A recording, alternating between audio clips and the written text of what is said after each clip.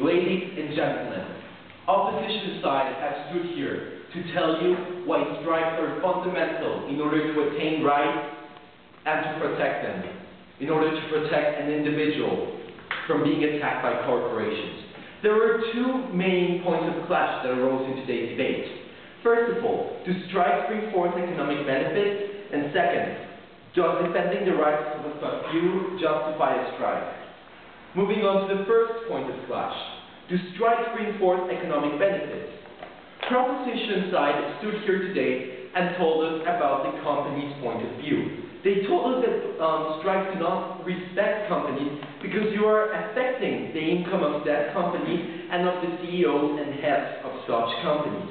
Ladies and gentlemen, they stated that companies are more important than people because companies do not have the money to give people rightful wages, because companies are the only income that should be protected, even if this means keeping people with not decent wages.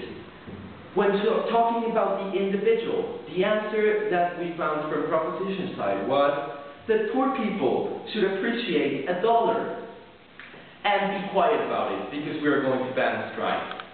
Ladies and gentlemen, opposition side, on the other hand, stood here today and told you that, first of all, companies are not beggars. Companies earn billions of dollars every year, and we do not think that they do not have enough change in their pockets to pay for, let's say, people working in sweatshops to have enough money to eat.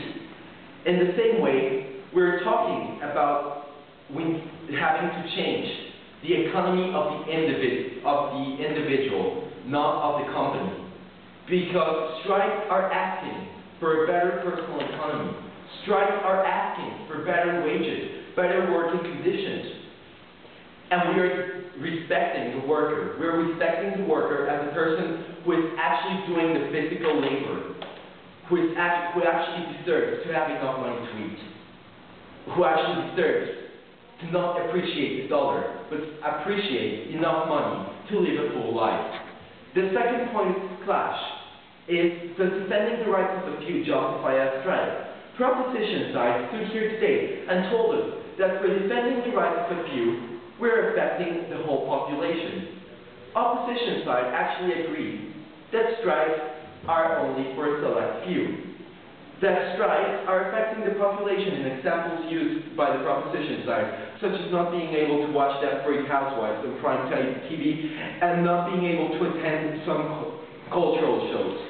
Ladies and gentlemen, they also told us that strikes were a waste of time.